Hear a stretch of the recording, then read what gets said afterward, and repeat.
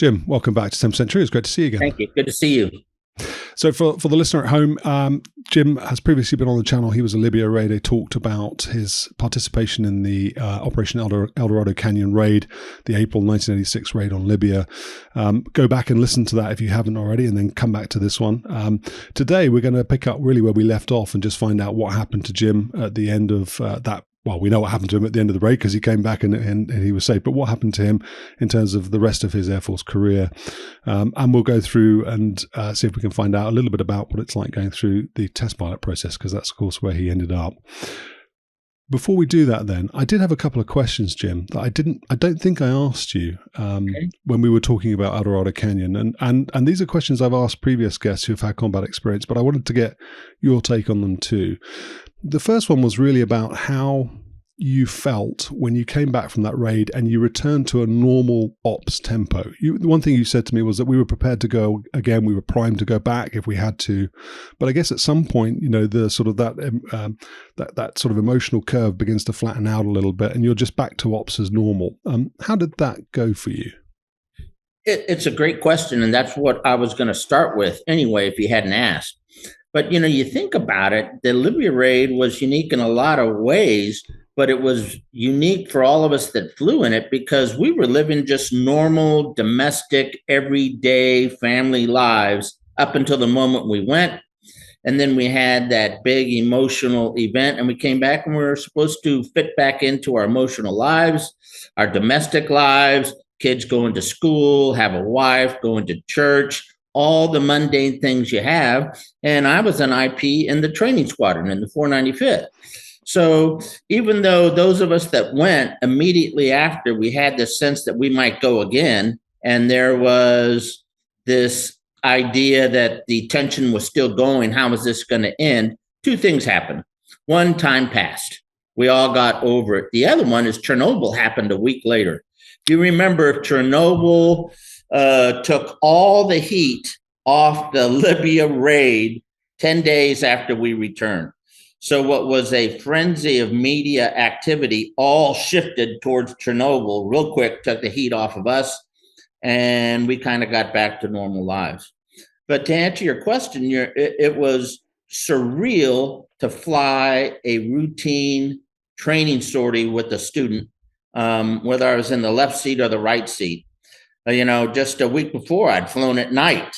I'd flown 660 knots. I dropped live ordnance. I'd done all these things for the first time. And then to live by all the training rules and to try to tell my student that this is how we train and this is what we have to do to be safe. It was tough to get into that mode again. But to everyone's credit, I think we did it well. I think the other question that aligns with that, and again, that I've asked guests before, and I'm very curious to hear your perspective on it, is whether or not, or rather whether you felt or there was a perceived difference between the raiders and the guys who hadn't gone on the raid. Absolutely. And it's bigger than just the people at Lakenheath. It was the entire Air Force.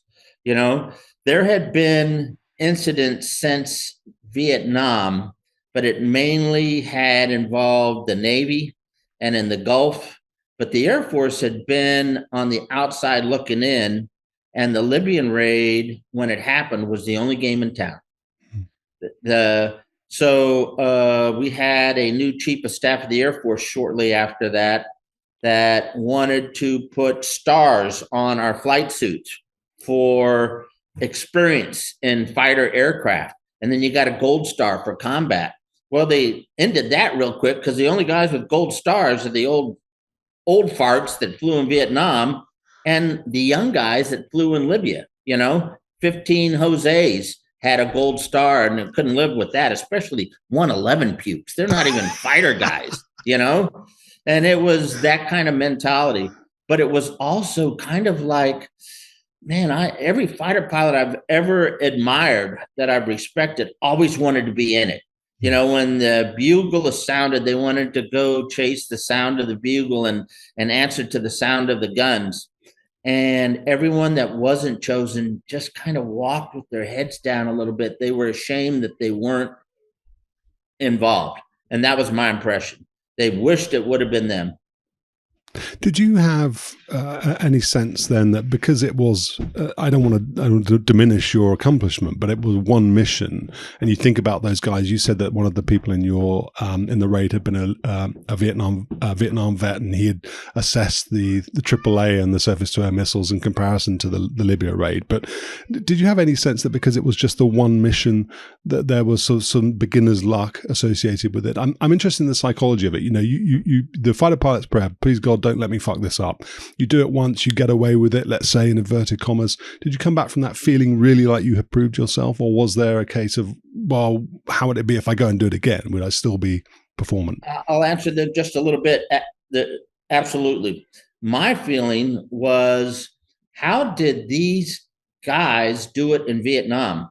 You know, when the adrenaline was flying this high, you were under that much stress, you survived that 5 minutes of intense activity, and you come back and you know that your name's on the board for the next morning. You know, you're going to do it all over again. And guys in Vietnam that did it 100 times, I got a new appreciation for the compartmentalization of your emotions that career combat pilots must have gone through. You know, I look back to World War II and the British and German pilots that faced death-defying combat daily. It's just, it was a new realization of the lifestyle those men and women must have gone through when combat and risking your life became a routine thing. That was sobering. One of the things that I saw in the comment section of the Libya video that, well, actually, I'm putting out clips, and then the main video will follow. And by the time people listen to this, it will all be out. But one of the comments that's already come through is that somebody said they flew their first local area checkout, I think it was with you in the F-111 at Lakenheath, and they did you did some kind of airfield attack with them, and then did the low fly area. And he said you were a great instructor. And one of my friends, Hacker Haskin, flew with you as a student. He said you were a great squadron commander as well. So you had obviously a great reputation as a good guy when you were in the Air Force. And I wondered whether or not it would have been easy to have allowed your experience and the fact you'd done it to get to your head, to sort of, to inflate your ego, or whether you had to make any conscious effort to be humble, whether there was an inclination to say, well, yeah, I've done it and that puts me above the rest. If Libya was it and nothing else in the world happened after Libya, there was that big danger.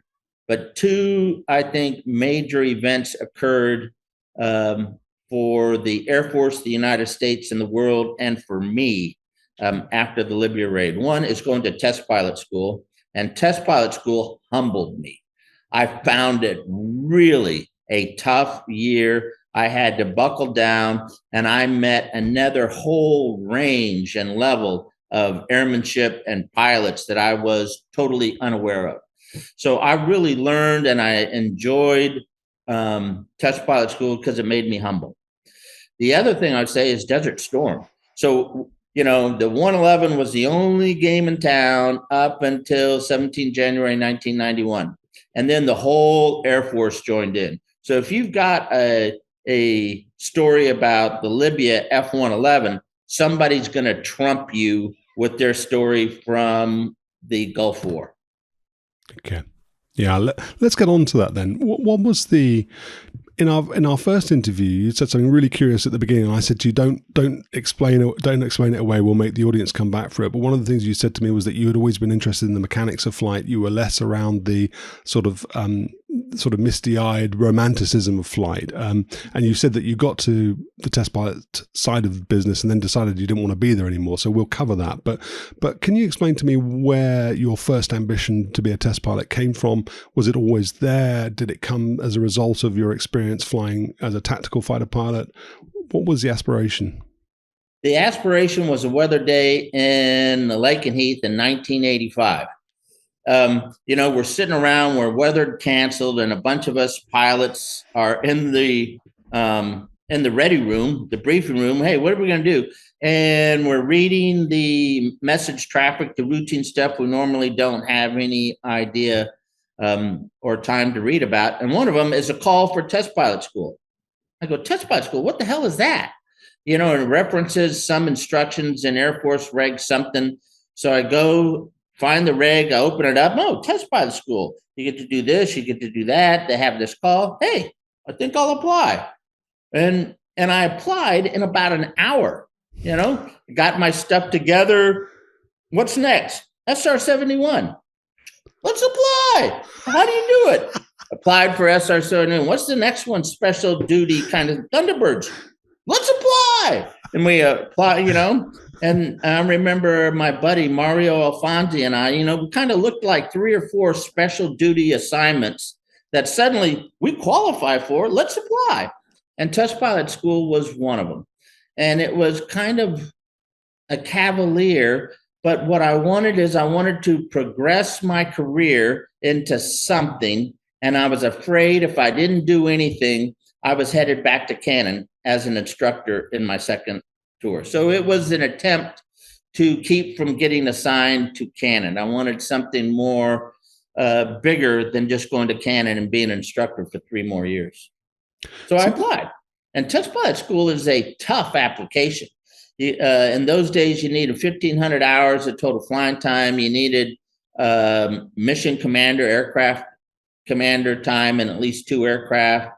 You needed to have endorsement by your wing commander and your ops group commander.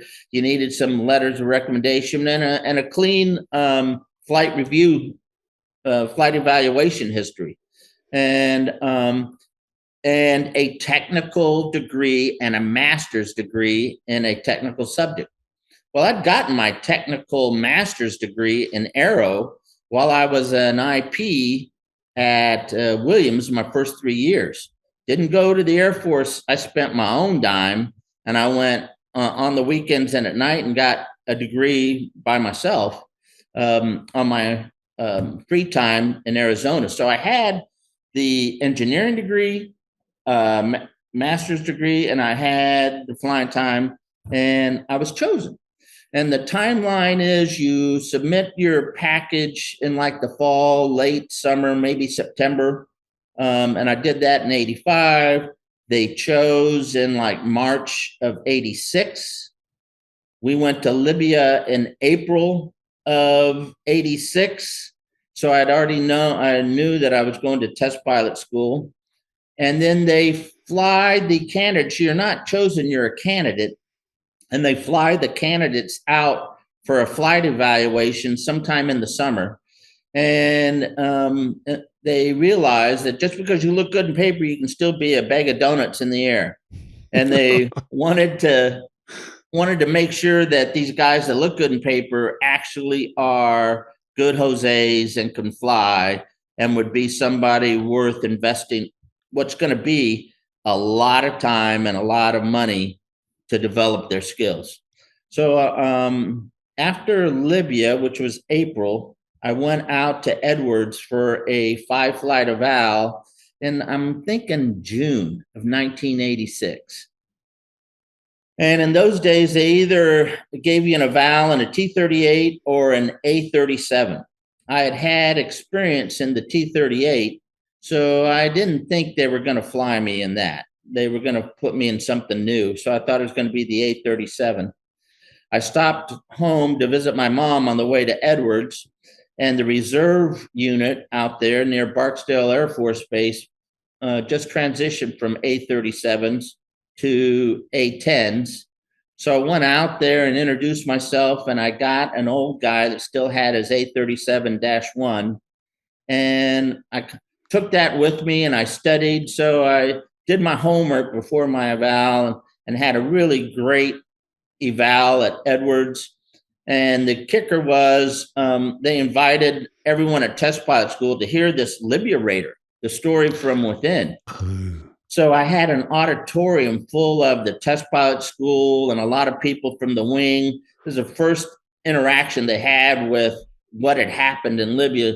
So I was a shoo-in, you know, but I did well. but they liked me and they were welcome to get the inside story about what happened in Libya. That was like June of '86. Let me take you back one step then. You talked about the special duty assignments and you went through the list. Weapons school, did you see that in the list? Was that ever? Weapons school would have been a list, but I was not enamored with the F-111 at that time. I still had that chip on my shoulder that I wanted to be a fighter pilot. I wanted to fly the F-15. I wanted to be an F-15 guy. And if I had gone to weapons school, I was afraid it was going to keep me in that round robin between Cannon, Mountain Home, Lakenheath, or Hayford. That was going to be my career, my operational career. And the other thing I saw was the F-111 was starting to show its teeth, getting kind of long tooth. The technology was being overcome each day as I read through the journals and the professional publications. And I knew it was just a moment of time before something new came out. And something new was coming out. The Tornado was coming out in those days. And then the F-18 with its glass cockpit was just coming out. And the F-15E, the next version, was on the verge of coming out. So I didn't want to be locked into the F-111. So I personally chose not to go the fighter weapons school track. Tell us then, Jim, about these 5 evaluation flights then. Was it the A-37 you flew, and what did they make you do? What I realized is those evaluation flights are not to test how well you fly. They're not to test what you know about the flight test techniques. They're designed to see if you have air sense and you can fly a precise jet. So we would take off, and my instructor would say, "Hey, we're going to go up. We're going to do some level accelerations." The whole reason to do this is to see if you can maintain level flight while accelerating the jet through its envelope. We use this in flight tests all the time to get specific thrust versus a drag polar. And he's going through these techniques and how we would reduce the data using a differential equation, and it's pretty heady stuff, but he says your part is to maintain level flight so that we can cross out all the bullshit other than the change in airspeed. So I don't have to factor in a change in altitude and airspeed. We're maintaining a constant altitude, and we're going to accelerate out. So we go out there, and how well do you do that? The other thing is, hey, the other thing we practice is, can you establish what's called a stable point? Stable point means you take everything off the airplane and you're at your target airspeed and altitude, and the airplane does nothing. There's no change at all. And you can take that really clear data with not an ounce of stick pressure, not any change in fuel control, airspeed, or altitude. Bang, snapshot. That will be the data for that airspeed and altitude for the rest of that airplane's life, and we base all the books on that data point. And what I call data points and stable points are the heart of test pilot flying. To be able to get to your test condition, everything is canceled out. You're stable. You're flying very precise. Data begin. So we practice those kinds of techniques. So I don't want to sound facetious, but those sound to me like very elementary things. If you're a student pilot learning how to fly, your instructor will expect you to be able to trim the airplane out so it's not climbing or descending. You would think so, Steve. You would think so. Okay. But if you fly with anybody that doesn't have the autopilot on, you will see. And if you could take data of the stick, of the trim knob, of the airspeed and the altitude, things are changing subtly often. and it can be just 1 or 2 knots.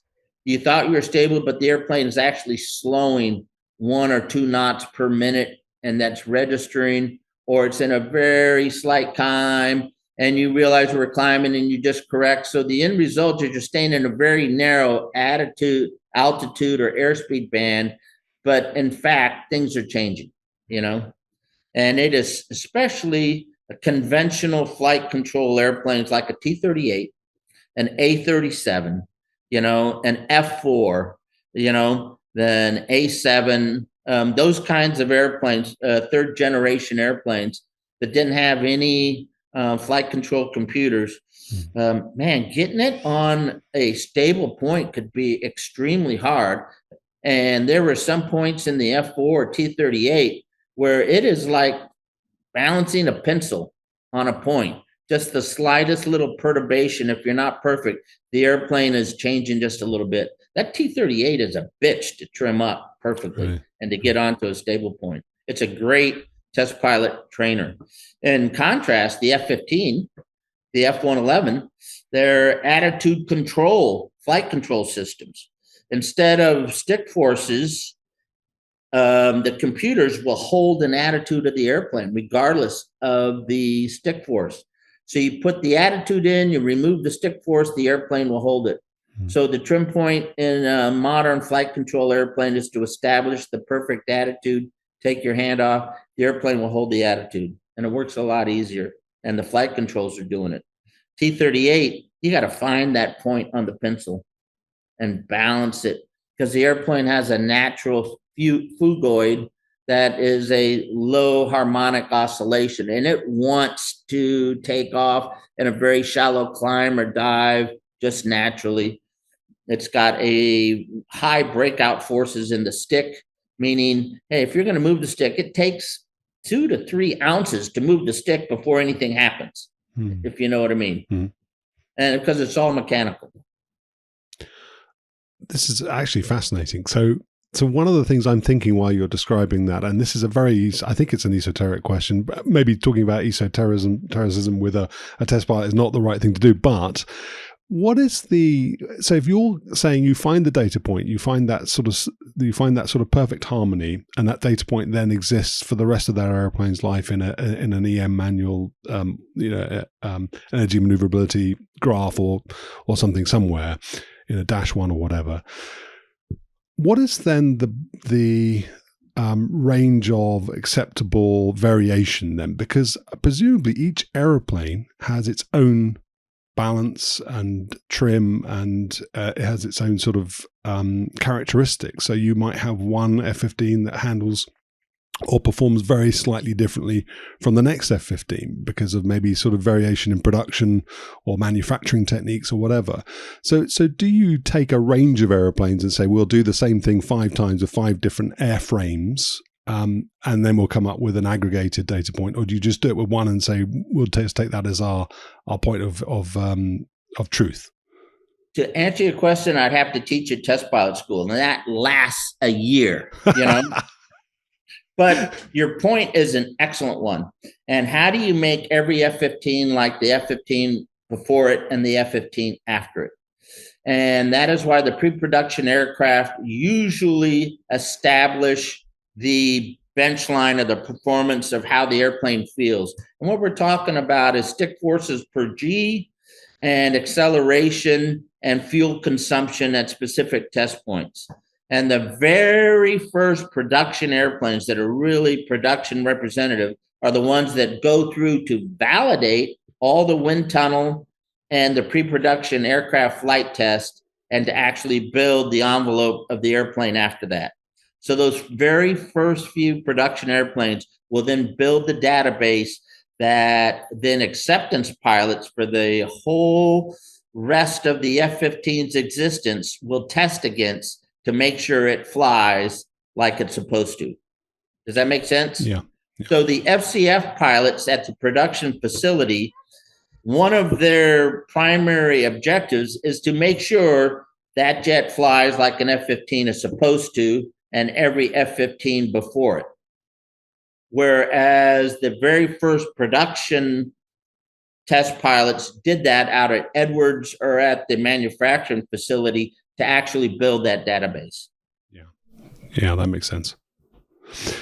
So I've kind of taken us down a rabbit warren. So let's get back to your, you've done your 5 flights. You've given your presentation about El Dorado Canyon. And I'm in the class that starts January of 1987. Test pilot school is a whole year, a few weeks short of a year. And they assume that when you walk in the door, you have a graduate level engineering degree and can just walk in and jump tall buildings at a single bound with differential equations.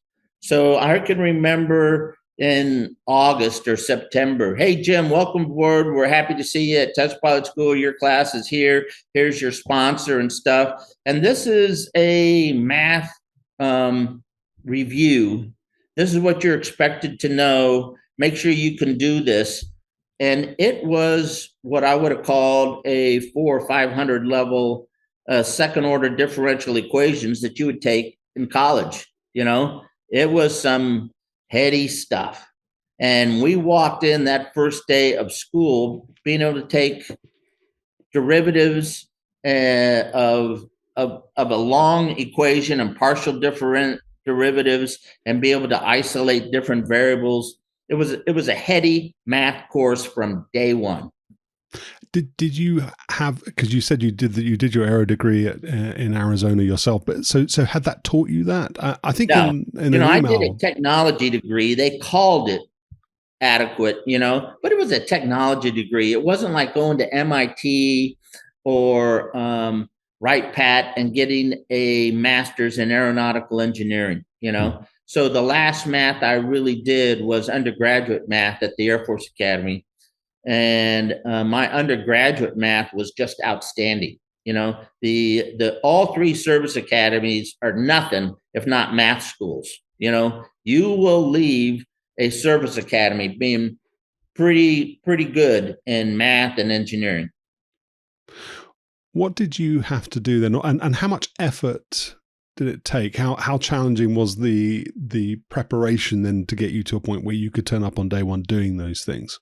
I probably spent a month, an hour 3 times a week for a month, opening up my old math book, which I still had from the academy, and my differential equations book, and finding out and reviewing all these things I used to know, but I'd forgotten. And it probably took me a month of solid review. Okay, so the obvious question then is, what is the balance between then academic study and classroom activity and working things out, and then going out and flying? How much time do you spend doing each?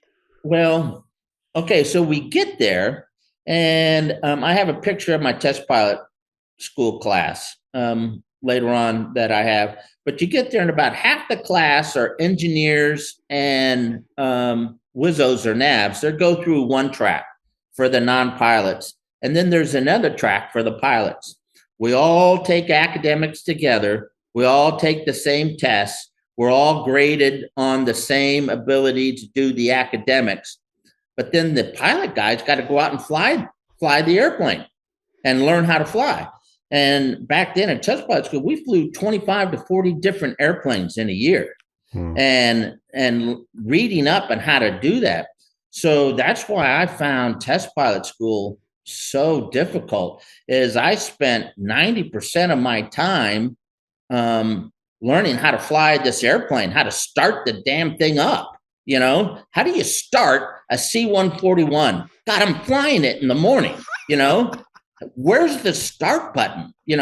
How do you steer a 141? I've never been in a 141 before. I got to find out, how do you taxi it around the room? I don't want to taxi into things, So I would spend that whole night reading on how to do ground ops on a 141. Once we got up in the air, I wasn't worried about flying it, but managing that big beast on the ground and taxiing it around.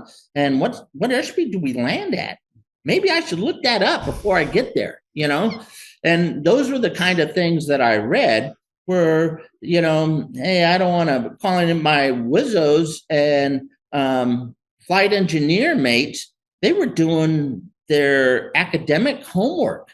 And I was kind of just faking it in academics, realizing, hey, I'll take a beat. And that's why I wasn't the academic champion. I passed and I did okay, but if the men wasn't good enough, it wouldn't be the men. And I did as little as I had to in the academic part so that I could be more prepared in the air. So test pilot school, for instance, in those days, it was split up into 3 major phases. Phase 1 was performance. How do you do all the performance testing and measurements and data reduction to build a -1, a performance manual for an airplane? The second one was flying qualities. Hey, how do you make an airplane go up when you pull back on the stick as opposed to go down? And how do you test to make sure that it's a stable and in the right degree of stability? And how do you measure that? And all the flight test techniques that allow you to make an airplane that flies like it's supposed to, And the final one was what has become the meat and bread of the flight test world, is systems. We are flying less and less airplanes, but testing more and more systems. Whether it's new radar, passive this, electronic that, infrared this, all these new systems and integration. So we had a whole session about testing system integration. For instance, I was in the F4 performance group. You get there, and in January, we're starting flying. Jim, you're going to fly the F4. Okay. So I'm in the F4. I get 1 ride. I take the test so that I'm qualified in the F4. Okay. In 1 ride. In 1 ride, I take the test. Okay. And now I'm going out there with the flight test engineer, and we're practicing these techniques and doing these things, trying to get this right. Okay. And about a month later, okay, it's time for your check ride. My check ride was in a C-130, Steve. So, so the way they do it is, you practice and you learn all these techniques and stuff in one airplane, and then your check ride is in something completely different, So you're applying that in a big airplane like a C-130. It was tough, really stressful. Same thing happened in flying qualities. I was in the T-38 flying qualities. Well, but tomorrow you're going to fly the A-37 and we're going to go practice spins. And the spin program in the A-37 was, it was just really hard. When I had flown in a lot of airplanes and I was perfectly comfortable in being upside down, but the flips and dooley-doos that A-37 could do when it lost controlled flight and when it flipped up on its back and you're spinning upside down, and to get it right side up and to be able to count your rotations and to be able to sound like you know what's going on, it was really humbling. So when I see these test pilots do uncontrolled post-stall gyrations in films and their narration, my hat's off. That's just a style and technique of flight test that is really unique and really hard to do. And then, okay, I'll do that. Then the next day, hey, Jim, I want you to go up and we're going to fly the A7. I'll have a chase, but you're going to fly the A7 tomorrow and practice that in the A7 with uncontrolled oscillations and departure flight from an A7. I've never flown an A7 before. How in the hell do you start an A7? And how do you get in it? How do you open the canopy? So I would get the manual out, and in test pilot school, you had this whole library with all these flight manuals in it. Get the A7 one out, figure out how to open the canopy, how to climb up, get in the cockpit so you don't look like a bag of donuts, You know, where do I would ask somebody, hey, where do you put your helmet bag in the A7 when you get in it? You know, do you sit on it? Is there a map case to put it in? You know, these things that make you look cool, that you don't want to be an idiot, you know, when you get in there. How do you nose wheel steering? Do we taxi? You know, does it stay on all the time, or is it a single point? You know, it was ground ops that I always spent an inordinate amount of time learning about the airplane when I flew it. So you wouldn't look like an idiot and you could get off the ground. I always felt I could fake it once I got in the air.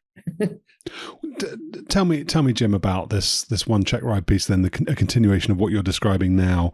One of the things that you hear about in terms of people being checked out, and especially complicated fighters, is that there are all these bold-faced procedures that you have to learn off by heart.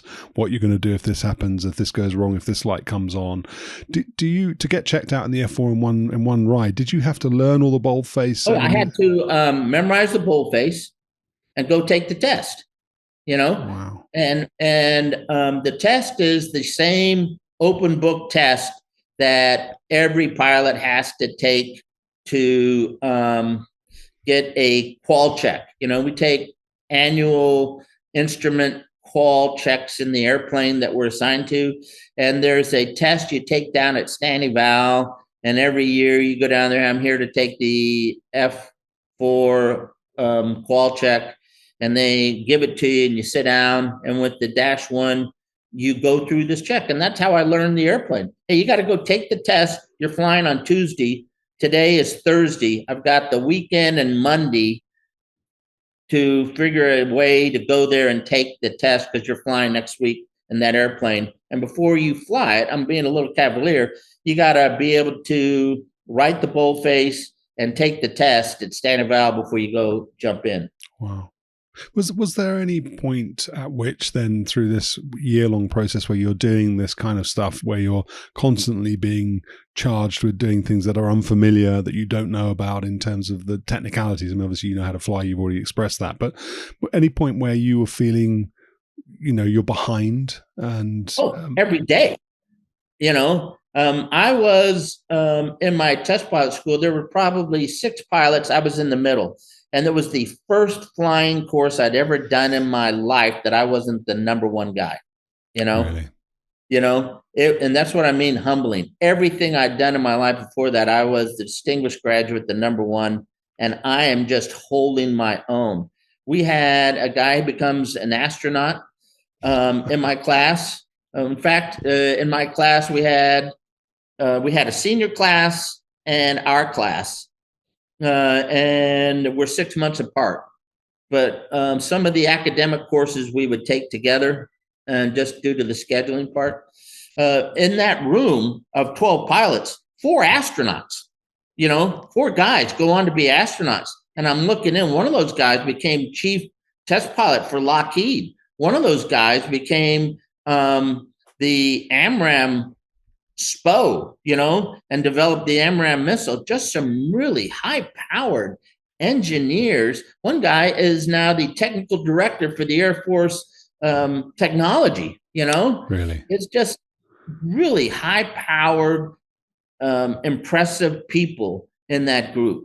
And I wasn't one of them. I was just holding my own, you know, faking it as much as I could to get through. So yeah, I felt behind all the time. I know it's a relative term, especially in the world of fighter aviation, which is inherently dangerous. We know that. Anybody listening to the podcast will know that. But so with that relativity established, did it feel safe to you? Absolutely. Because in the test pilot school, the thing that we did is I never went out to the limits of an airplane or anything that was going to be unsafe. They wouldn't let us do that. We wouldn't go try to establish a new point in the F4 that wasn't done before or perfectly safe. The flying is just flying. And it was a preparatory course for when you have to do that, how you can prepare and do it right. Test pilot school taught me to walk before you run. You work up to every big test point. If you want to get to 50 pounds, you have to prove that you're able to do 5 pounds first, then 10 pounds. And it was a very methodical, slow buildup to do what you and I would think the exciting part. Let's go do it, And that's, as my career in the test world went, that's what I found not boring, but tedious. The absolute control of the test world. People think test piloting is a cavalier, romantic thing. Let's go see what this baby can do. That couldn't be further from the truth. Every flight is so controlled, so thought out, and you're being judged not to invent a new test point. And how do you get from this test point to this test point without opening up a new test point in the airplane that hasn't been there yet?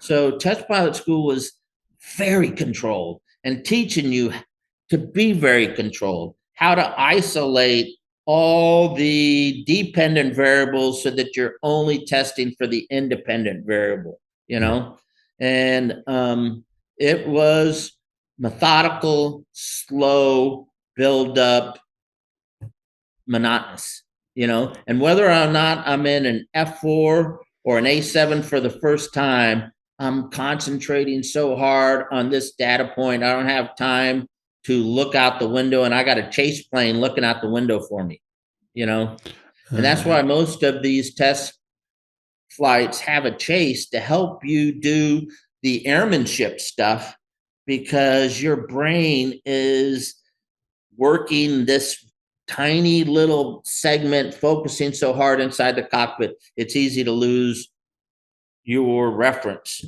in the big world.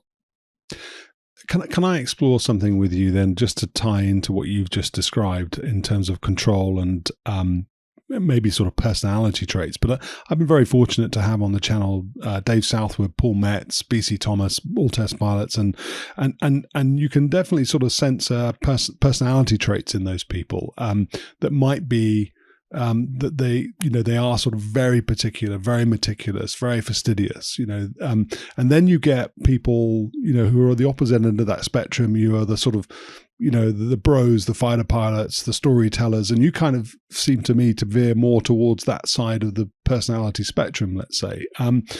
So I wonder whether or not that was an observation that you had made. You'd said in our first interview that you had managed your career to failure because you'd done something you thought you wanted to do, and then it turned out, and you've just said it, you found that difficult, and obviously you ended up going back to the tactical side of the Air Forces. But was that your observation as well? Is there a personality type that is well suited or not well suited to test piloting? Absolutely. I knew Paco Giesler by reputation. Everybody kind of in the Air Force knew Paco by reputation. He is the one end of the spectrum that you're identifying. Paul Metz, the other, both of them just outstanding aviators in their proper environment. God, there isn't a guy that I would rather not fight than Paco in an airplane. You know what I mean? He is just going to kick your ass, in an airplane every time. But he couldn't do a stable point in the F-15 to save his life, or do a level acceleration, But Paul Metz is the kind of guy that looks at everything that can go wrong, is just very methodical, very precise, let's do this, and then we do this, and we do this, checklist oriented, go to the next flight card, very calm, very methodical. And that's what you need in the flight test world, Tell me a little bit more then about the systems side of things. Then, did that interest you? The move away from no, not at all. I found the systems too much technology driven. I was weak in EE. The new systems coming in were all about feedback loops, resolution per pixel. temperature, discernibility per degree, all these kinds of real technical factors that you put in and you're designing. And that didn't interest me at all. What I found out interested me was leading men and women into combat. I and that jazz that you get when you're risking something you can't afford to lose, and that's your life. So as we talk about managing my career to failure, I left the operational world, went to the test pilot world, and I go, man, this methodical, detailed walking before you trot, before you run mentality of flight test, man, I don't like it. I want to go back to the operational world where it's about putting bombs on targets or missiles into airplanes. I just want to do the mission. And I tried to get back and I couldn't. They retired my airplane. I had too much flight test stink on me. And so when I made colonel, they wanted to bring me back to the flight test world instead of sending me to the operational world. And I was working as hard as I could when I made colonel to go to Al's Garage back in Saudi Arabia. And I was one of the finalists to be the ops group commander at Al's Garage. That would have made my career, to be the OG for Southern Watch, and that's what I wanted. I didn't get picked. And the colonel's group said, but hey, Jim, don't worry. We're sending you back to Wright Pat. And we're going to make you a two letter on the systems command staff. You'll love it. No, I know. Man Clark's job. They wanted to give me Man Clark's job in foreign technology. And I was going to replace Man Clark. And no, not what I want to do. So that's when I got out of the Air Force. Oh, yeah, that's interesting.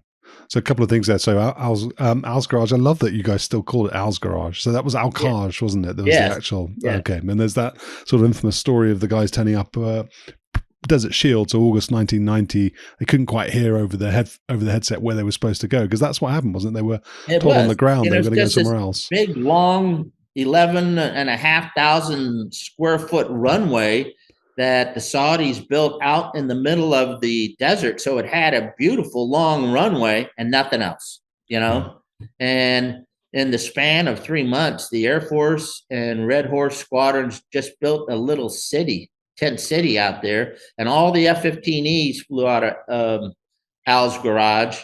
I can't remember who else. The RAF Jags were there. I think the RAF Jaguars were there too. So okay, but that's definitely rabbit warren. But but you did get to the Strike Eagle there. So you said 20 minutes ago. So the test pilot school. And hey, I'm being facetious. I did well. Everyone did well. We didn't have a weak sister in my test pilot class. And at the time, we were a good group. I still think fondly of everyone that was in my class. There wasn't a guy or a gal that I wouldn't say just superlative things about any of them. Really smart, outstanding people. And when you graduate from test pilot school, you can go to one or two places. One or two folks get to go to Elgin into weapons developmental testing, and everyone else stays there at Edwards and enters the flight test center, flight test ops, and eventually gets put on to a flight test team. But you're just part of the big mush that is the Edwards flight test area. Well, on our class trip in the summer, halfway through test pilot school, we went down to Elgin, and looking out the window as we came into land, I go, oh my gosh, Steve, Elgin has just got to be one of the most beautiful places on Earth. There are a lot of white beaches on the planet, but none are whiter than the white beaches of Destin and Pensacola and that Gulf Shore. The single most gorgeous beaches in the world, in my opinion. And flying over the turquoise water and how the base is tucked in between a couple of bays and the bayou. It was just gorgeous. And you got out of the airplane, it smelled like vacation. And I still had a little bit of Libya raid perfume on me, you know? So I raised my hand. I said, I want to go to Eglin. I want to go to Eglin. Please pick me, pick me, pick me. And they did. Okay. So I was the guy in my class that went to Eglin. I was the pilot that got chosen to go to Eglin, and a flight test engineer and a couple of others went, but they were on the flight test side. But I think I was the only pilot that went to Eglin. And then I spent 3 years at weapons test at Eglin, and a year into my time at Eglin, I got onto the F-15E. You sent me some pictures. There's a great picture of you in front of the Strike Eagle with some other guys and all the weapons out in front of it. You also sent me, there was also an F-111 with have Nap, Yes. you know, the Popeye missile slung underneath. So tell me then, you actually, so you presumably you went back to the F-111 before you got to the F-15. Were you dual rated? When I got to Eglin, and it was January 1988, December 1987, you know, right at the end of 1987. We got there just before Christmas, but really my time started in January of 88. Eglin flew F-15s, A's and C's. They flew F-4s, D's and E's. We had 2 A-10s. We had F-16 A's and C's, and we had 2 F-111s. We had 4 T-38s and 2 UH-1 helicopters and a C-130. Okay, and the squadron flew all that shit. Okay, and every pilot in the squadron was checked out in 2 airplanes. And those times, the 130 guys were kind of not in the squadron. They were outside, and they were 130 guys to themselves. So they didn't count then. Later on, after I left, they kind of integrated it, and it became part of the squadron. Right. But it's really cool. So you flew 2 airplanes. And my first airplane was the F-111. Coming back, an old 111 guy. I wasn't current in the 111, so I had to go to Mountain Home for a week, and I got 3 rides and a check ride at Mountain Home to get requalified in the 111. And it was just a boondoggle, 1 week or 2 week TDY to go to Mountain Home, and I come back, and then I went right into the F-111 flight test, and I stayed in the 111 and became the F-111 chief test pilot until I left. Right after Desert Storm. And then shortly after that, they sent me to the Tyndall, the F-15 school. I went through a shortened course in the F-15 with Colonel Parsons, the wing commander of the 33rd. Him and I were desk mates. We went through the same F-15 shortened course at Tyndall. And I was his shitstorm, you know, his break. Instead of yelling at him, you know, they would yell at me, you know. And so I, just kind of funny. But so Tyndall, and then I flew the F-15 and the F-111 and the T-38 at Eglin. And then when we got our 2 F-15Es, okay, we got our F-15Es, I think in 1990 at the beginning, around February, March. I transitioned to the F-15E, and that took 1 sortie. Did it? You know, to upgrade from the F-15 to the F-15E. We used to make a joke. It takes 2 sorties or 2 controlled tours to learn how to fly the duty desk, so that you're managing the ground ops and the schedule behind the duty desk not flying. You had to have 2 supervisory tours to do that, but it only took one flight to transition to the F-15E. So I went up with an IP, Bob Wood in the F-15E.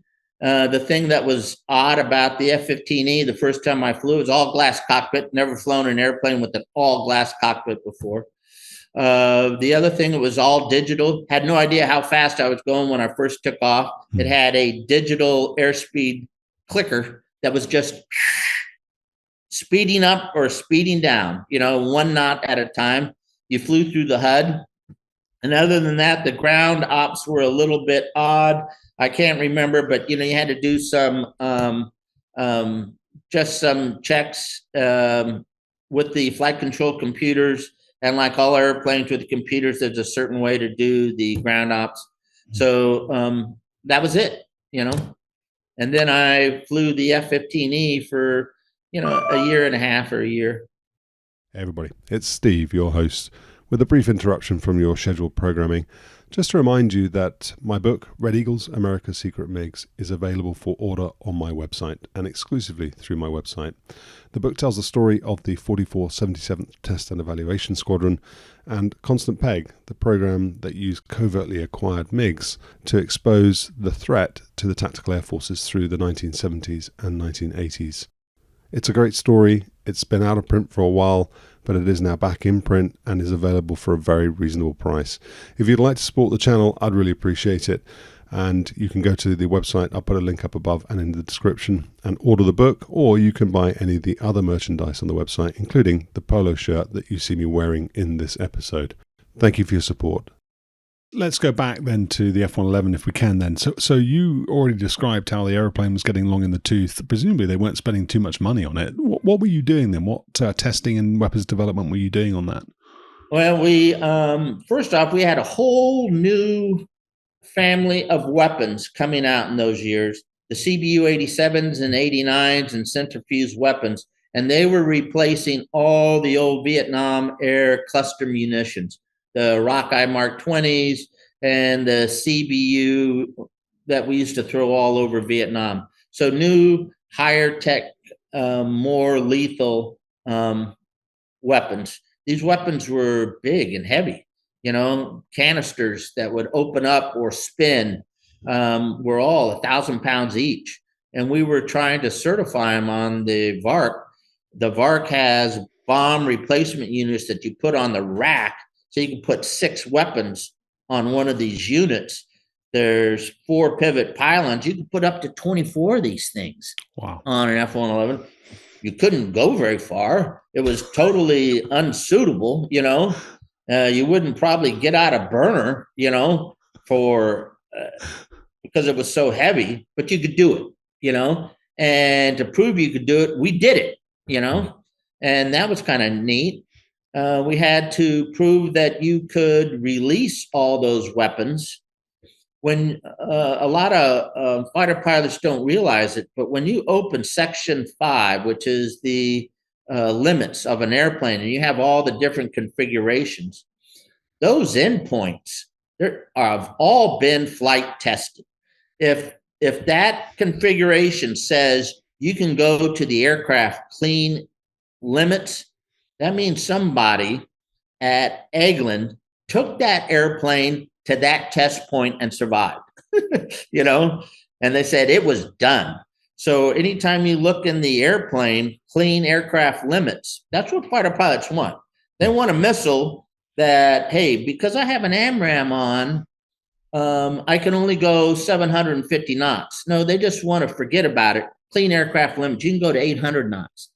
Well, somebody took that airplane to 800 knots at maximum dynamic pressure and shot an AMRAAM, and that was me. In the fall of 1990, I shot an AMRAAM at 803 knots indicated. I missed my test point by 3 knots. The test point was 800 because that's the maximum dynamic airspeed on an F-15.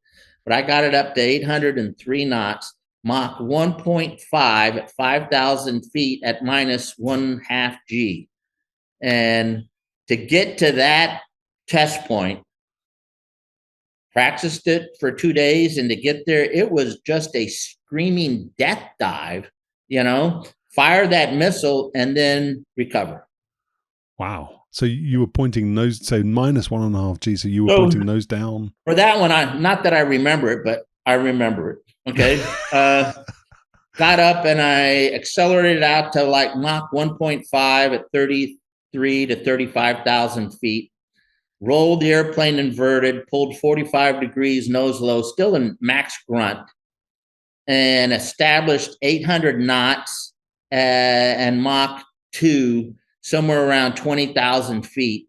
And then I rode that 800 knot line down, and the nose comes up a little bit to keep from going over 800 knots. But as I approach 5,000 feet, the Mach number is going down, and it's 1.5 at 5,000 feet. And as I'm approaching 5,000 feet, I rolled the airplane inverted so that when I pushed, it would push like this closer to the horizon. And I shot inverted at minus 0.5 G. And as soon as the missile goes off, missile away, roll out, recover. And that was it. Okay, that's success. Insane. Yeah. So you're Mach 1.5 or 800 knots, inverted at 5,000 feet, nose down. Yeah, because as you're coming down, I'm slow rolled. So when I push, the nose comes up a little bit because I was really concerned about being that fast and pushing and getting the nose buried, and now recovering from what was going to be 3,000 feet at 40 degrees nose low instead of 25 degrees. Yeah. So and are you also having to lock a target up at the same time, or are you just shooting this thing out there? No, that was just ridiculous. No, it was just a dummy load. But when I was there at Elgin, we had a few cash cows, that just demanded all the attention. One was AMRAAM. AMRAAM was like the Air Force's #1 priority.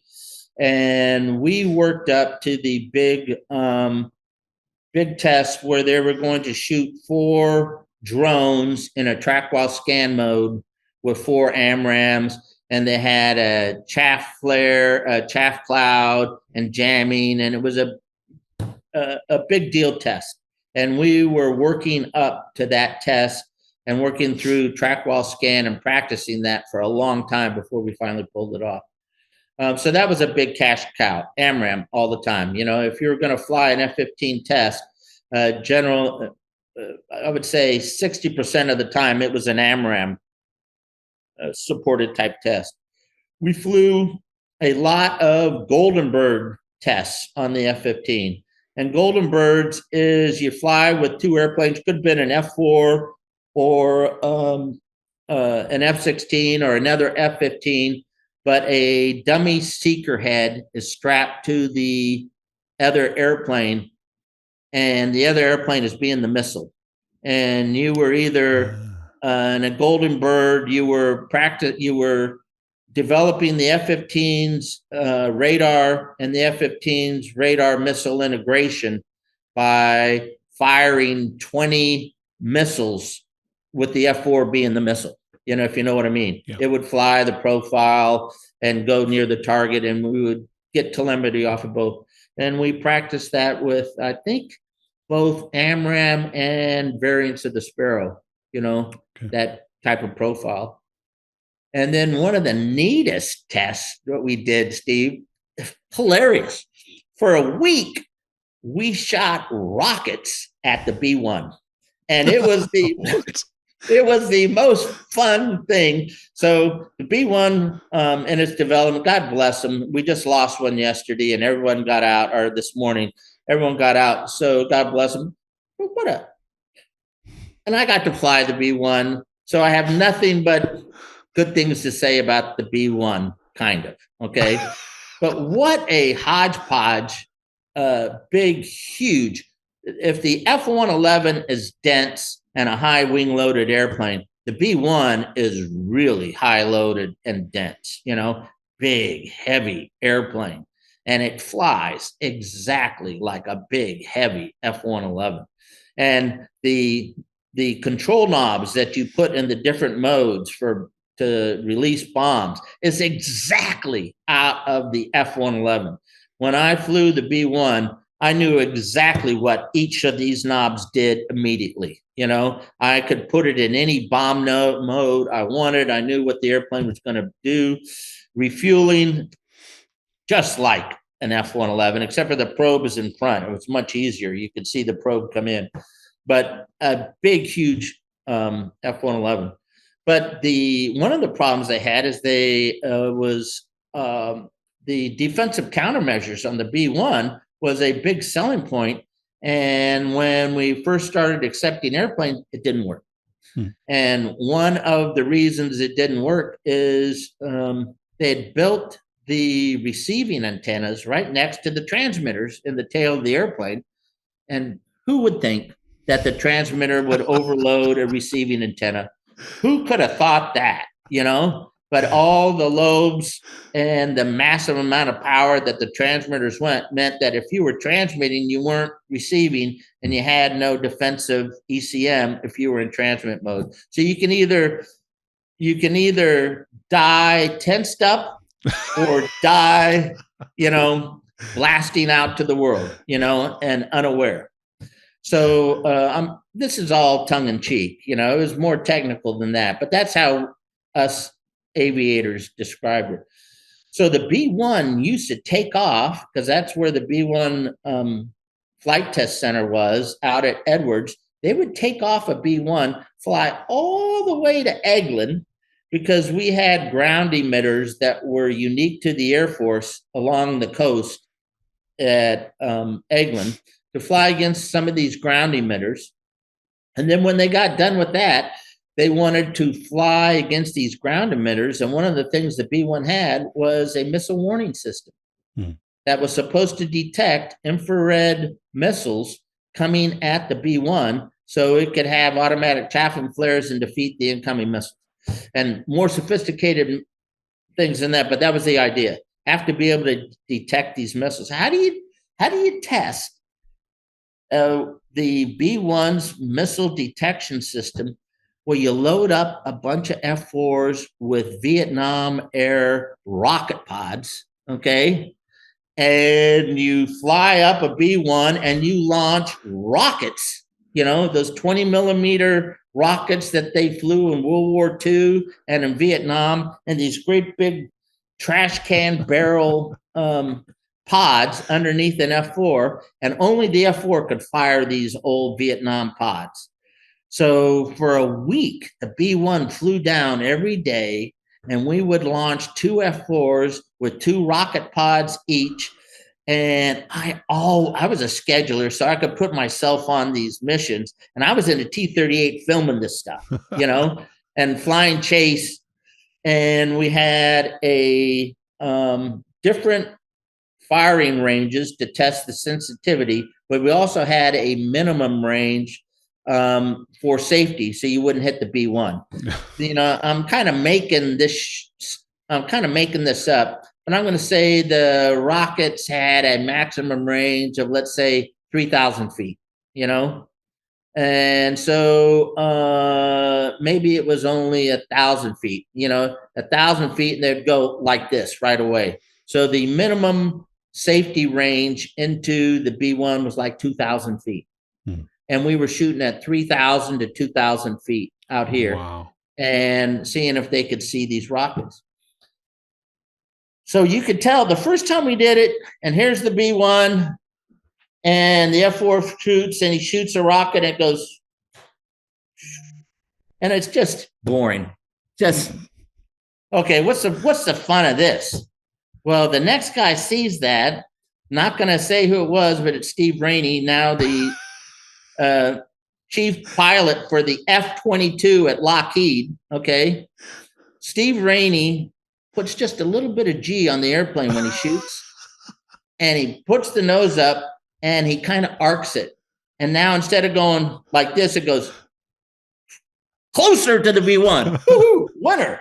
And then it kind of got who could get the closest to the B-1, just put a little G, and it was arcing. It was so fun, to just see, oh my gosh, we never got within 1,000 feet. We're not that crazy. but it was just a really fun test. Where else in the world do you shoot rockets at the B-1, you know? Did the B-1 crew know that you were doing that? Oh, they didn't know we were bumping up and trying to get as close as we could, but they knew we were shooting rockets at them. You know what I mean? Yeah. And we had telemetry and the whole world worked looking at us. So that was kind of fun. You mentioned have nap on the F-111. The other thing that the F-111 had going for it was big and very stable. And you remember that when we did in the Gulf War, when they released the bunker busting 5,000 pound bomb, they released it from a VARC, you know, because it was the safest airplane to put it on at that time, what we had. Well, HAVNAP was similar. It was this big beast, 3,000 to 5,000 pound, first generation stealth cruise missile, you know, and we were testing technology that it would release, do a pre-programmed flight test maneuver, roll inverted, and fly around somewhere. And we were doing safe separation and free fall releases. And then eventually that technology and that shape went on to what's on the cruise missiles today. But they were testing the shape for aerodynamic stability and things like that. And then they put a motor on it, and now we have something. But it was the VARC that first demonstrated that technology back around 89, 90, something like that. But I'm sorry. Well, I was gonna ask you a question that I think relates to some of the things you talked about, especially in terms of weapon separation, and that was about repeatability, because there is this great video on the internet that's scary as heck to watch, I guess, if you do it for a living, but it's these weapon separation trials, including footage from F-111s where, you know, CBU canisters come off and they fly back up and they hit the stabs and all this kind of stuff. So, and you'd said that you did the, you know, if somebody looks at a data point in a flight manual and it says you've got, you know, you're cleared to fly max performance with this loadout, that means someone's taken it to that test point. I just wondered whether or not you would go and repeat the same thing several times, or if you do it once, is it enough? So with your test with a HAVNAP, do you just have to drop it once and it does everything right, so therefore you say, okay, we're done? Or do you have to go back and do that several times to be sure? Well, good question. First off, HAVNAP was a big, long program, probably 20 flights. It was a funded big program. We did 20 flights testing different maneuvers. It was all part of a big program, you know, but it had a beginning and an end with, let's call it 20 flights in there. But when we're going to certify, let's call it Gator mines from the F-111, okay? We know a lot about an F-111. We know a lot about Gator mines, CBU 87 or something. So let's do it on the VARC. Well, the smart folks in the lab, the Eglin Seek Eagle office, looks at this and they go, hey, we got a problem with dive angles greater than 30 degrees, you know, and we got a problem with potential instability due to the dynamics of the airflow coming off the airplane with weapons on the inside weapon stations closest to the fuselage. Okay. So we need to work up to that and we need to test it. And Mark Fish, who is now the chief pilot for Raytheon, Mark Fish and I did the workups for the GBU 87. And we probably had 4 flights where we had bombed airplane collisions, really? where the airplane goes parts. We declare an emergency. We do a controllability check and we come back. And it was always the ventral strake underneath the airplane that was getting sheared off by one of the interior bombs. And we were trying to clear it out to like 550 knots and 45 degrees. We never did that. I think we've could only get to 450 knots at 30 degrees for the inside stations, but we cleared what we call a slant four load, that if you don't put weapons on those pylons, then you can release the airplane out to 600 knots and 45 degrees, you know? So it was one of those messy stair step type of configurations. But when we finally got to the endpoint, the 600 knots and a slant four, either Mark and I went out there and did a 45-degree drop, 600 knots, and released a ripple of those bombs. Was that so? I'm curious to sort of tie in your earlier expression of disinterest in that sort of stair-step approach, the very controlled approach.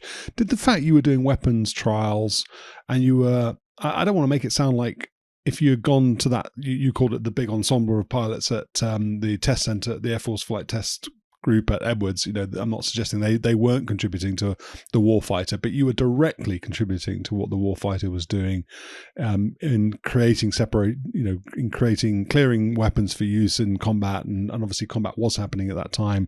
Iraq was happening or was about to happen, the first Gulf War, and of course that would go on for 10 years before it would turn into Iraqi freedom, which, you know, so you were doing that. Did that make any difference then to your appetite for continuing that line of work? I mean, was it more enjoyable because you were dropping stuff, or was it more enjoyable because you knew you were helping? Absolutely. So those 3 years at Eglin were the most fun that I couldn't imagine being anywhere else in the Air Force until Desert Storm came. And then when Desert Storm came, I wanted to be at Lake and Heath. I wanted to be at Langley. I wanted to be on the other side of Eglin in the 33rd, you know. I wanted to go to Desert Storm. So it was a lot of fun because there was no other game in town. The only game in town was dropping bombs at Eglin, and it was just a lot of fun, and we had a great unit, and it was very rewarding. But as soon as Desert Storm came, I felt like a loser. I wanted to be anywhere else. I would have rather flown a tanker and gone to Desert Storm than keep doing what I was doing at Eglin. And that's why I went to Desert Storm. I volunteered, and they were looking for people with F-15E experience. I said, hey, I'm current in the F-15E, and I know all about weapons. And I became the chief F-15E planner for Desert Storm and worked in the Black Hole during Desert Storm. Oh, did you? I didn't know that. Yeah. Okay. So I worked for Dave Deptula and a guy named Buck Rogers. And every F-15E sortie that was fragged, I put it on the line and gave it to a technician to put into the frag every day. So another story is, you know, January 17th, we took those bastards by surprise. The president had gotten on TV 2 weeks before and said, hey, you leave Kuwait or we're going to attack on January 17th. Here's the deadline. We gave him warning. We told them we were coming, and we still took them by surprise. And a little side note, the way we took them by surprise is, man, we had some really creative and inspirational leaders down there in the Black Hole. I wouldn't say Glosson was the most inspirational, but he was a good manager, and he did a really good job of managing all these colonels, the wing commanders at all these operational wings that had very strong ideas about how to employ their wing. And he was the screen between that and the planning factor and smoothing feathers on both sides and giving direction. Dave Deptula was, you know, a 3-star general and still a very influential guy in the world of aerospace.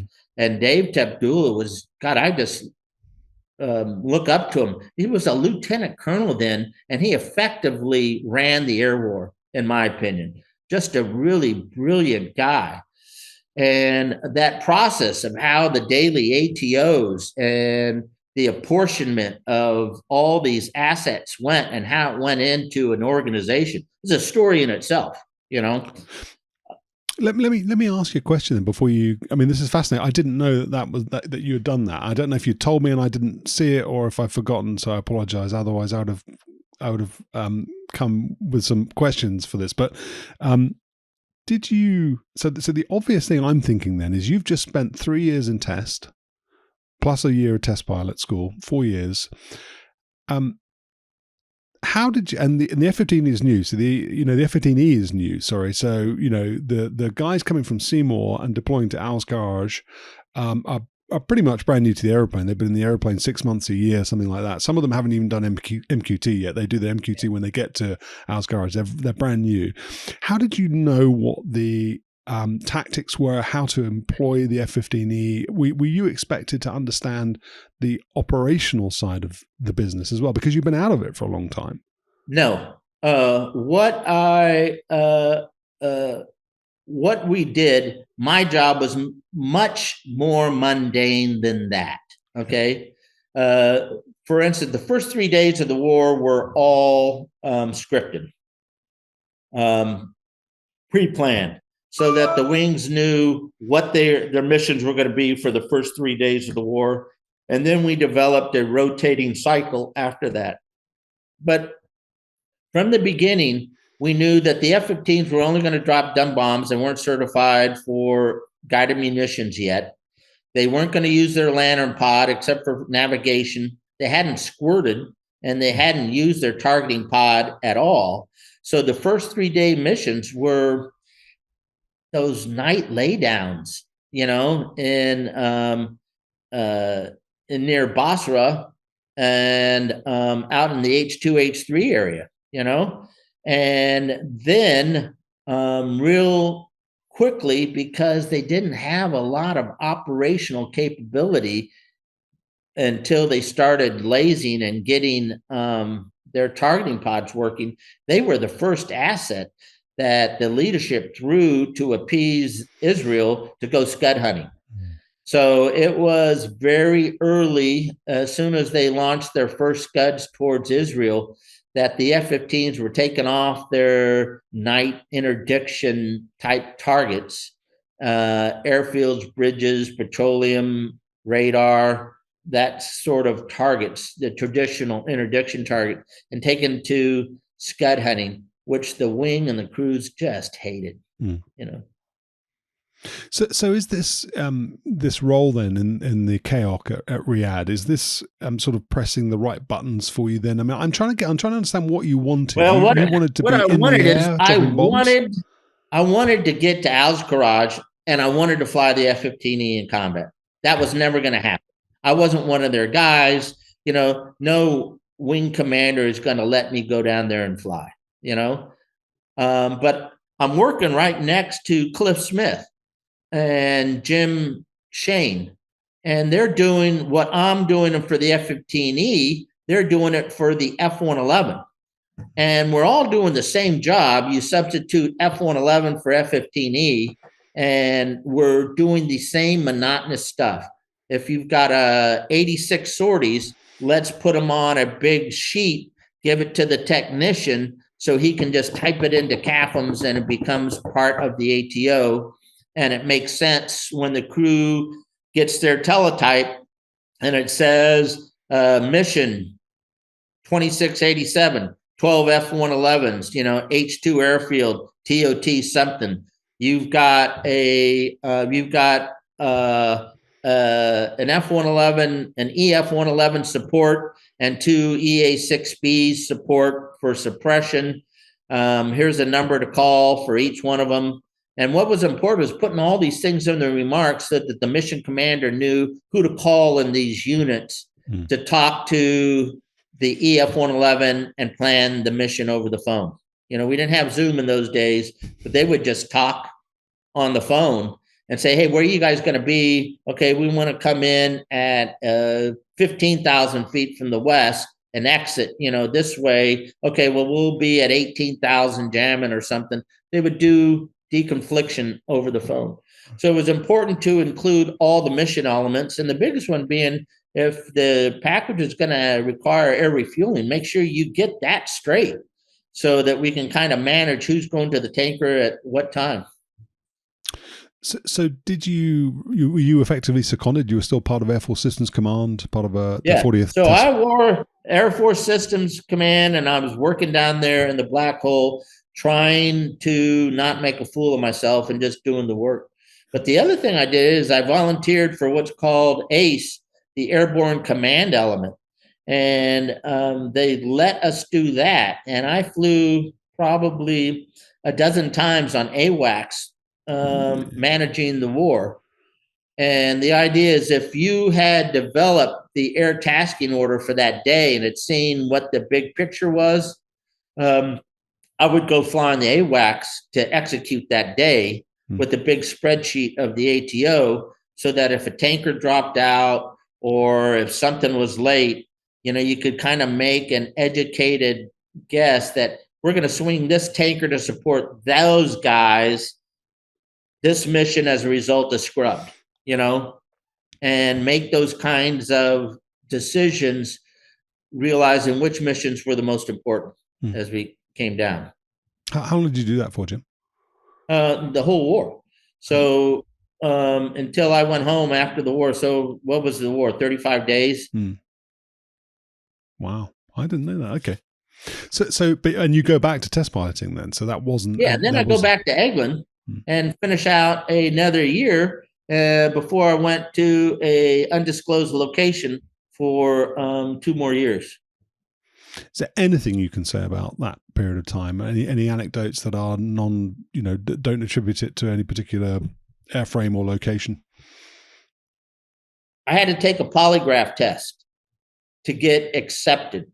Okay. After everything I did, I had to take a polygraph test, to get into the program. The single most stressful thing I've ever done in my life. You would think like, hey, just tell the truth. Okay.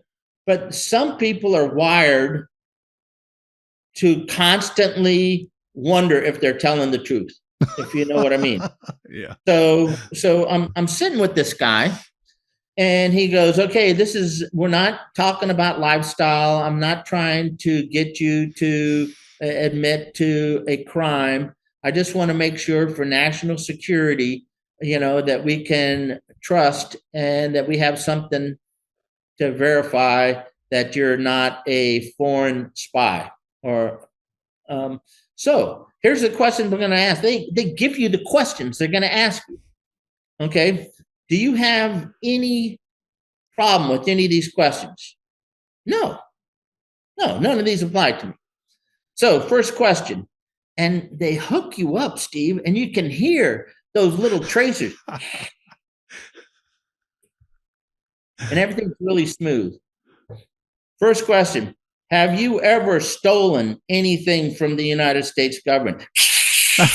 My blood pressure shoots up, and he goes, okay, stop. I got a problem with this question. He goes, okay, what's the problem? I go, well, when we say steal, are we talking like airplanes or pens and paper clips? No, Jim, we're talking, office equipment, little minor stuff. We're not talking about that. We're talking about big stuff. Oh, okay. Let's go to the next question. Have you ever mishandled, classified documents? What do you mean? You mean like give them to Russian and Chinese officials, or like forget that you've got material in the trunk of your car for a week? What are we talking here?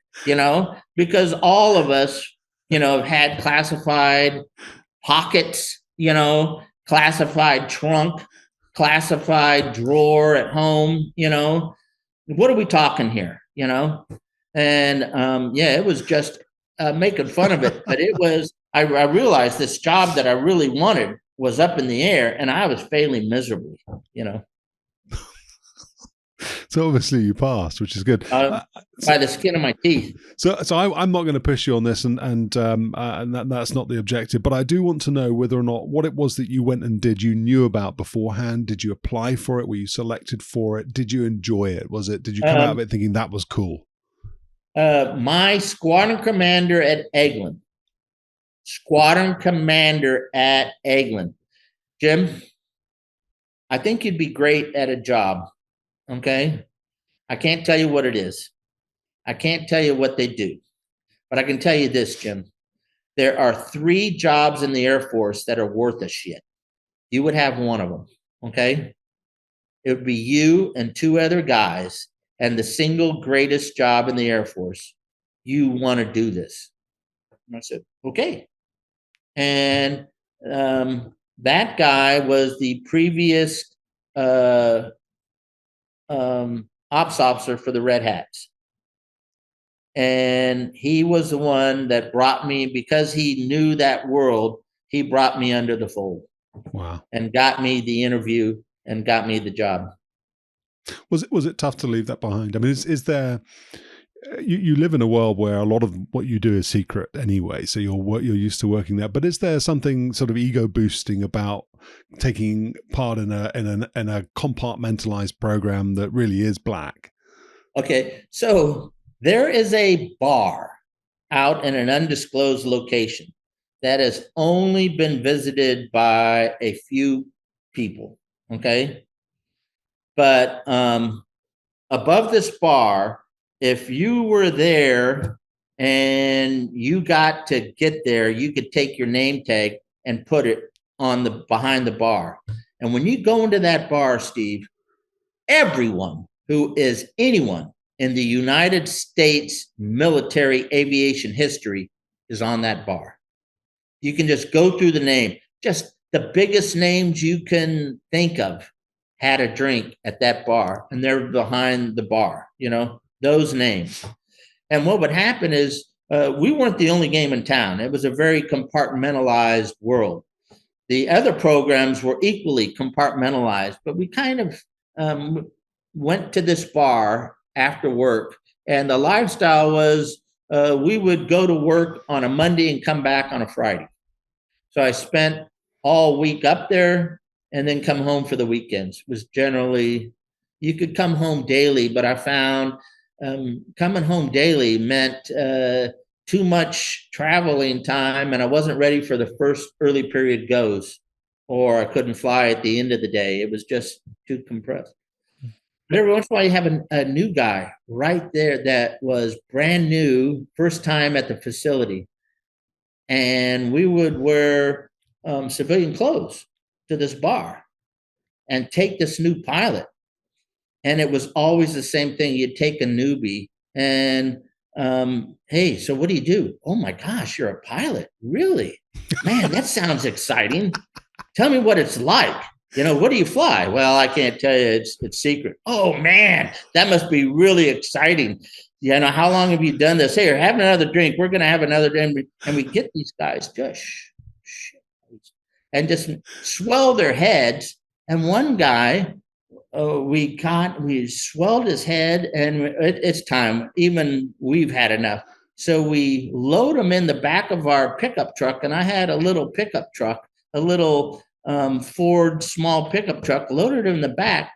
Well, I'm driving through the desert to take him to his hooch. It's only about, a half-mile drive on this gravel road. And he woke up and he fell out of the truck, Steve. I'm going down the road and he fell out of his truck, and he just road rash all over him, and he just looks like a piece of crap.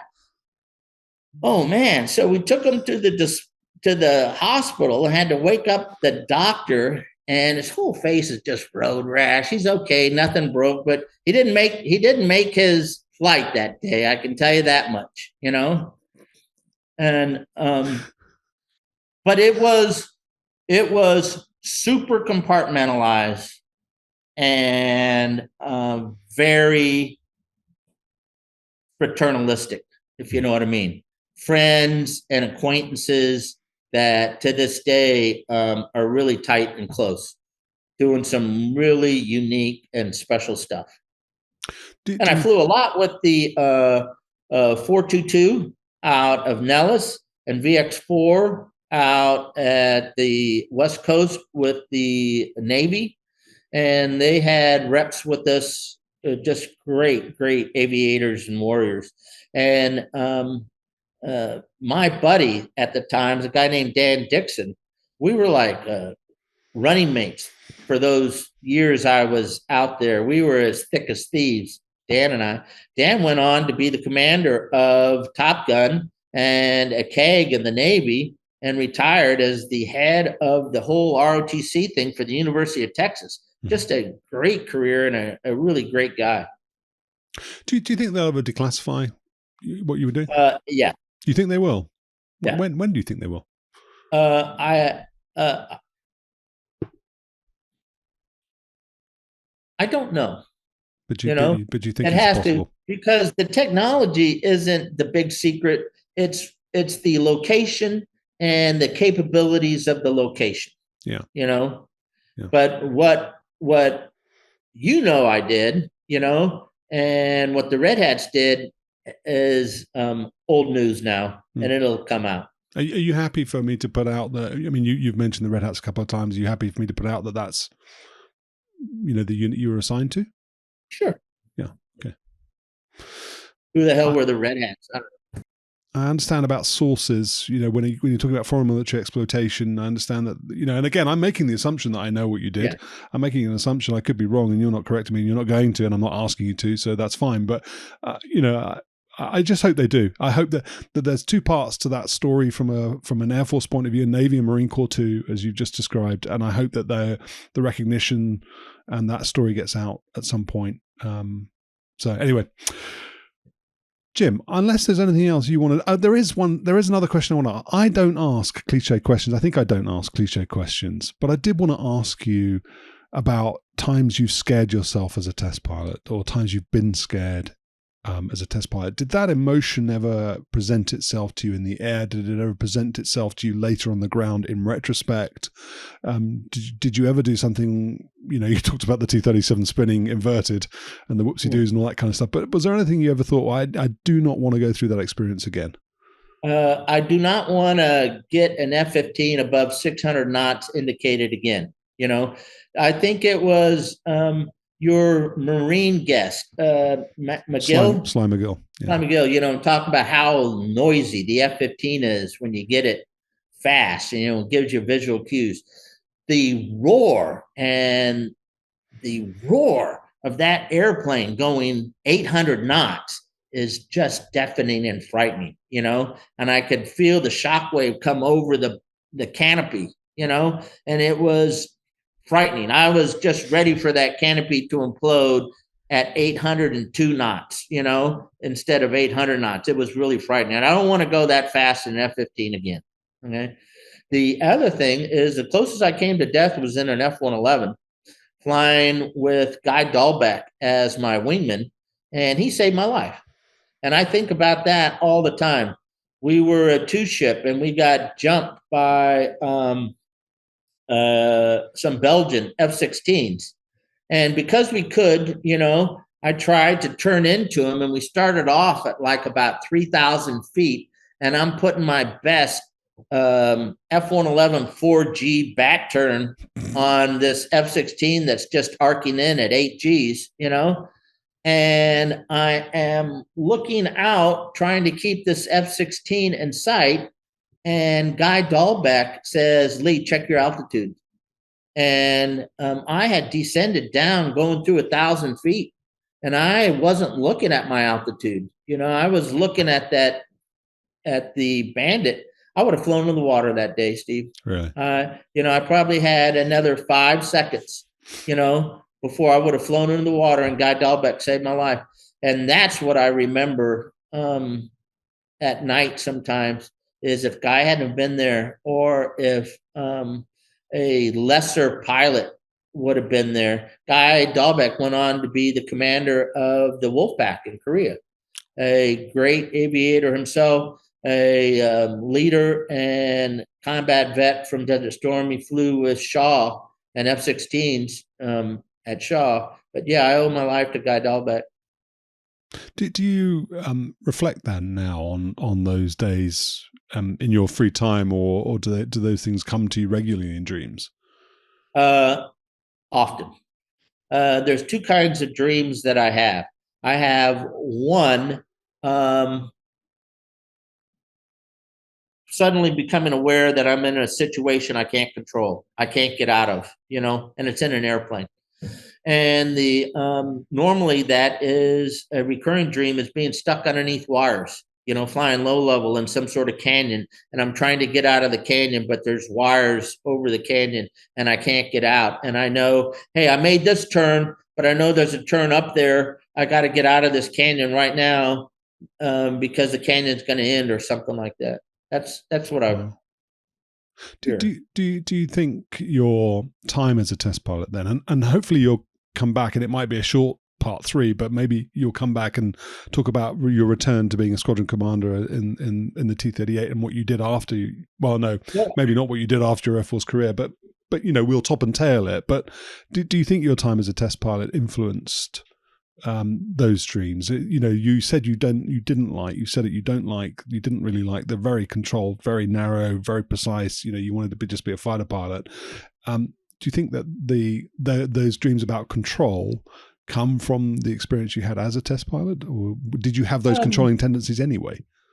No, I really don't. I think those dreams come from the warrior and my experience in Libya. When people talk about PTSD, whether it's seeing something really emotional or striking, that's an event that usually sticks with them. And that's what's sticking to me. I didn't have necessarily a big emotional PTSD type event in the test world.